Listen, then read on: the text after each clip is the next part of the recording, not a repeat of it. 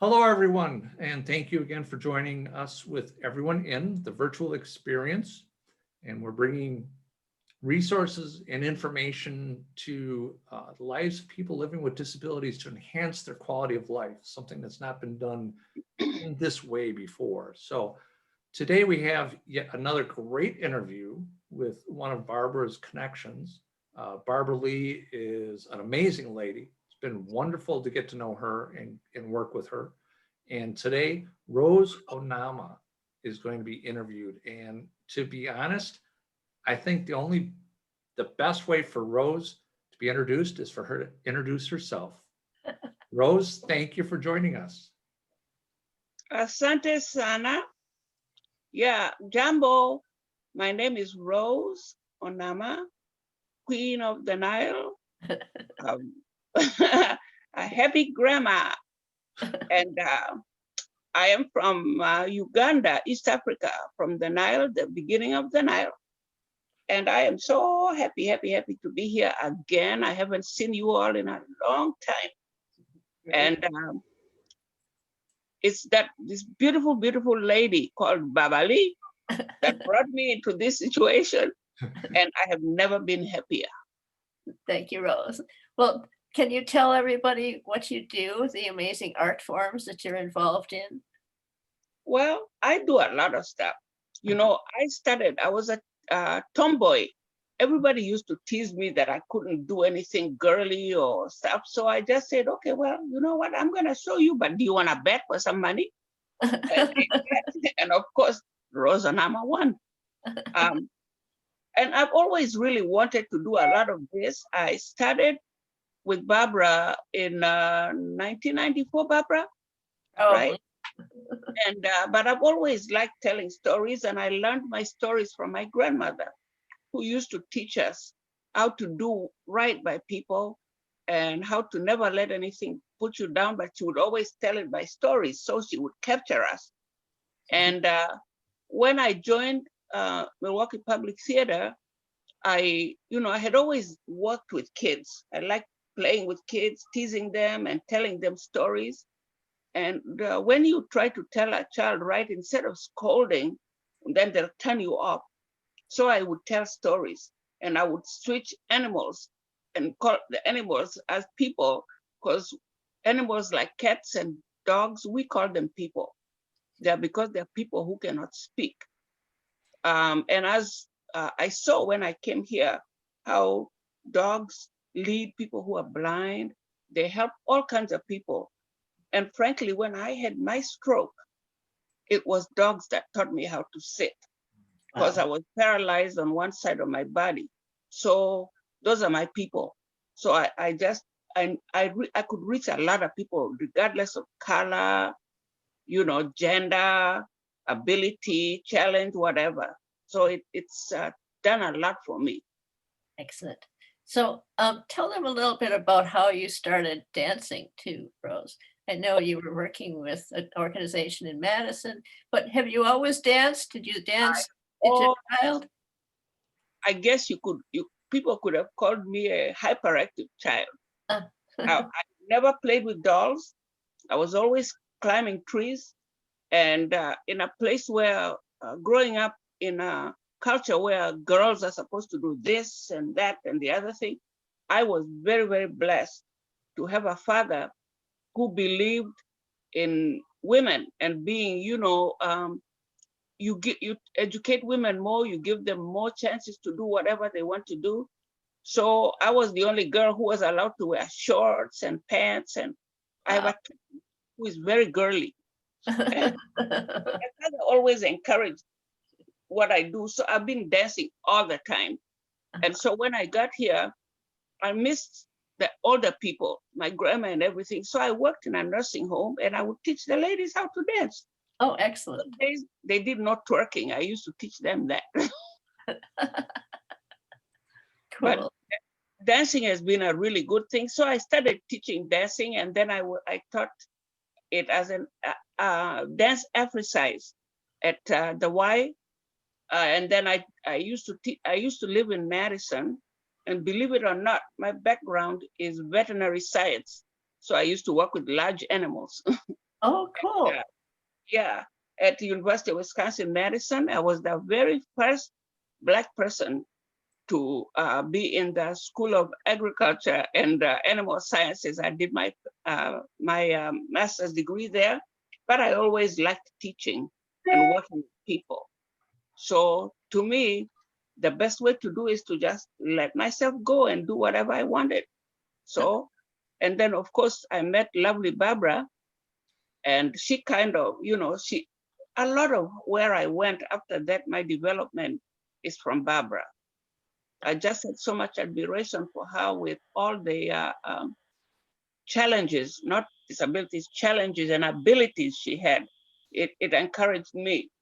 And little did I know that a few years later, I myself would have, this stroke and be, challenged. And for me, my challenge, I don't take it as a disability. It's a challenge. I always meet my challenges head on, never give up. Yes, you know, right. Just like my dad, my father is one of the fathers of my country. He helped get independence for Uganda. He never gave up. And I thought, oh no, I can't give up. I can't embarrass my dad. And that kept me going. And then I realized how much my grandmother impacted us by the storytelling to keep us friendly and to teach us about loving people and taking people as they are. So I'll tell you, when I first came here to Marquette with my twin sister as a 19-year-old freshman, I learned very quickly how to make people laugh, how to fit in, and that has really, my storytelling, my dancing really helped me, and being with Milwaukee Public Theater enhanced everything 1,000-fold. Thank you. I'm so happy you did. Was I so am too. fun. So, are you going to tell us a story today? Oh, yes, you bet I am. I mean, I have so many stories. I've been thinking all week about what I'm going to tell. I like to talk, as you can see. Yes. I don't want to drag you into a long talk. We'll do that on another day when Barbara and I figure out how to do it. So the story, there's a story, and I'm going to make it shorter, so you will have to tune in for the next time. And this story is an old African story, of course, with parts of what I do in it. It's a story about a village way, way, way out, this long time ago. And in this village, everybody was always happy. The children used to run around and play and do everything. And you see, they could go to somebody's house and stay there all day. Their parents wouldn't worry because they know where the kids were. And so everybody was always smiling or laughing. We call it to cheka. That means to laugh. So one day, a stranger came into the village. Everybody was nice to this stranger. They smiled at her, they played with her, but she wasn't happy because every time any child played or laughed, she would itch. Oh, she would itch, itch, itch, itch, itch, itch. And she was like, oh man, I can't do this. My body's ashy. I'm scratching all over the place. And she thought, what can I do? And in her bag, she looked in her bag, took out all these things that she found, what we call a ture. Ture in Mali language is a horn. And this horn is like a cornucopia. So she took the horn, and instead of blowing it to make the noise out, she turned the other side around and sucked all the smiles out of the children's faces.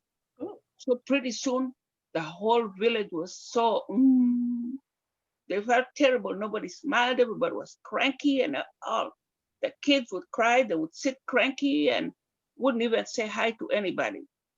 So pretty soon, people didn't know what to do. Their adults didn't know what to do because this individual was so terrible, knew how to hide. Nobody knew what happened.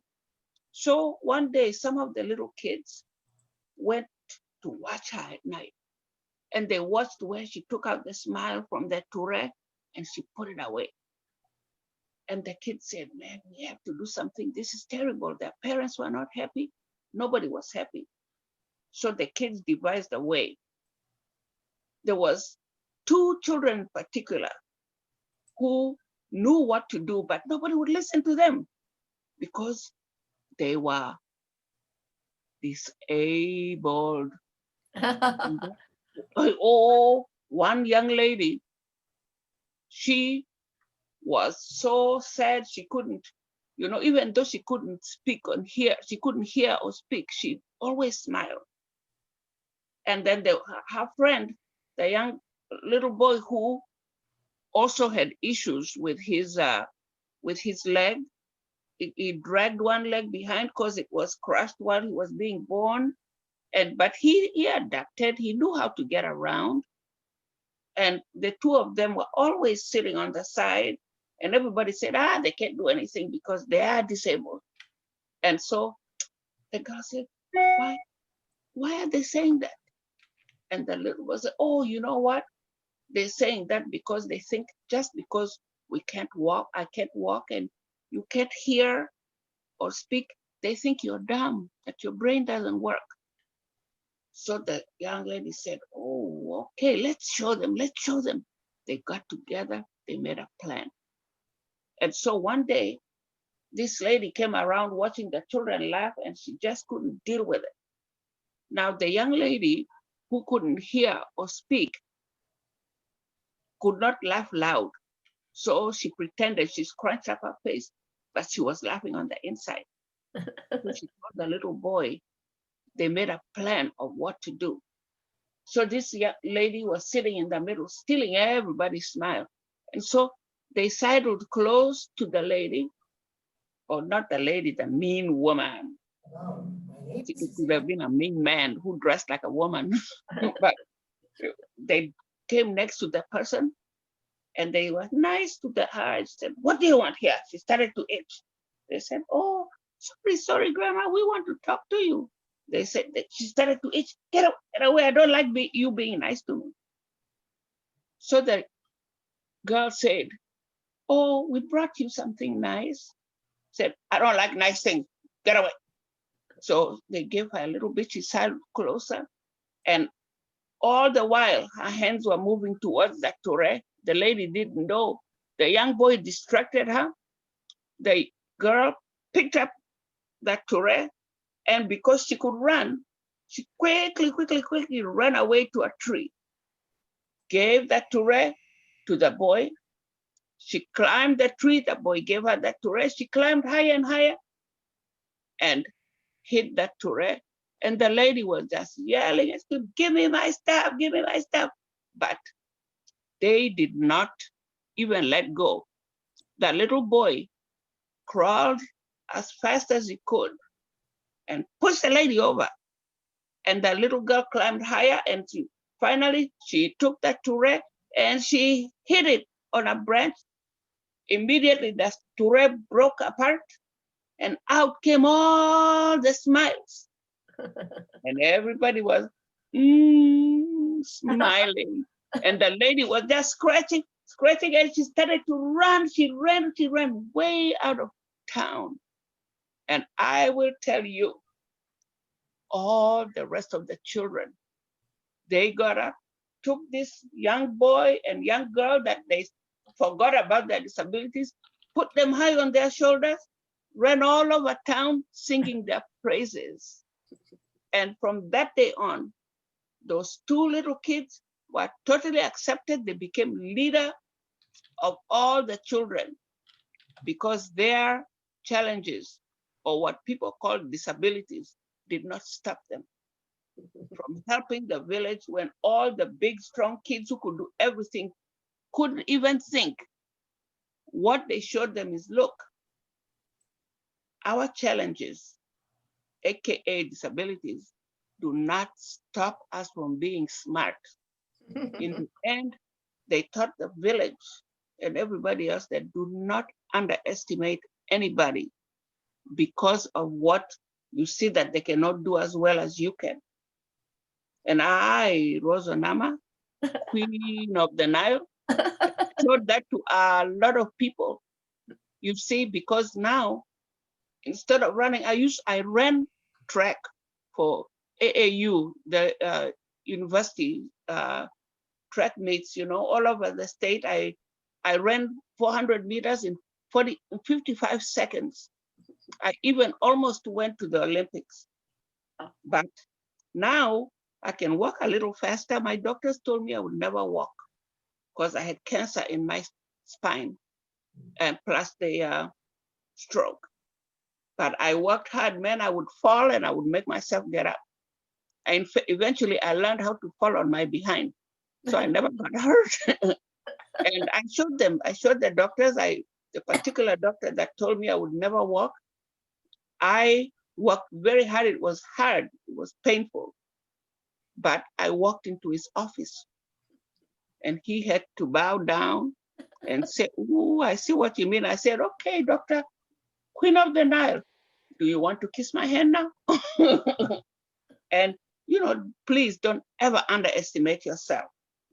Do not take it as a disability. Take it as a challenge, and challenges have to be met head on. Thank you, That's Rose. what I You're do. amazing. This is so fun. We'll have to do another interview again and Shall have delve into even more stories. And Miss Barbara, we should have to. Everybody who is listening, please help us. Barbara and I, we don't take what we're going through as a disability. We take it as a gift to teach and to show other people that, look, just because you can't walk doesn't mean anything. I got a mouth, I got a hand, I got a brain. You can do a lot of things. And last of all, I don't know if this would be the last thing for you, Barbara, but I just want to say there are very many nice people out there.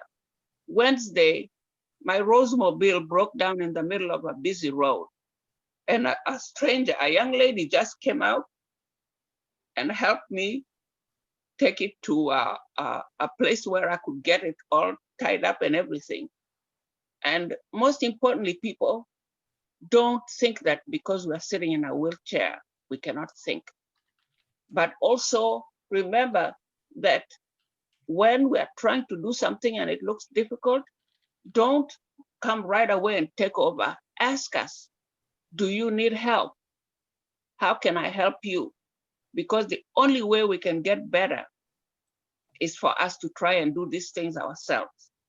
But I've met so many wonderful people living here between two cities, Milwaukee and Brown Deer, and they are the best people ever, regardless of color.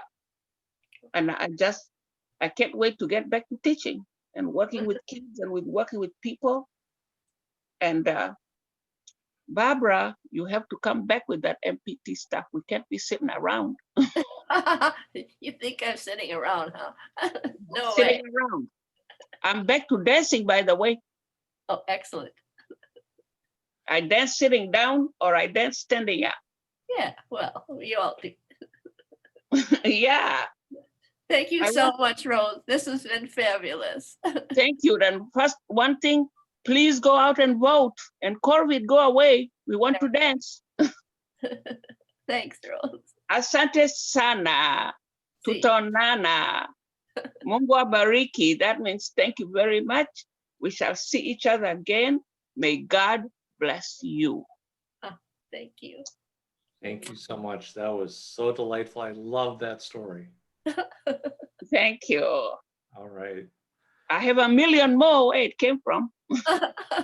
Oh, we need to figure out how to get those stories out to people so they can enjoy them and learn. Yes, and I like to teach children how to tell their own stories also. Good, good. Thank you so much. This has been a pleasure. You see, you guys educated me today. This is my very first Zoom. Amazing. Well, that fits right into your story. We all are here to do things for each other, and we open ourselves up to each other, and we live and we be and we act as we are supposed to is interacting with each other. And Yes. the lesson was in your story was beautiful. And as my grandmother says, we are each other's keeper. Yes. Yes, we are. Yes, we got to are. stick together. Yes. Not stick as thieves, but stick as good people. Right. Right. Thank right. you so very much. You just have a wonderful, wonderful rest of your day. And you as well. Thank you for your time. This is, And people are going to enjoy watching this interview. For sure. yeah, I will see you next year, but hopefully sooner. I'm sure I'll make it sooner.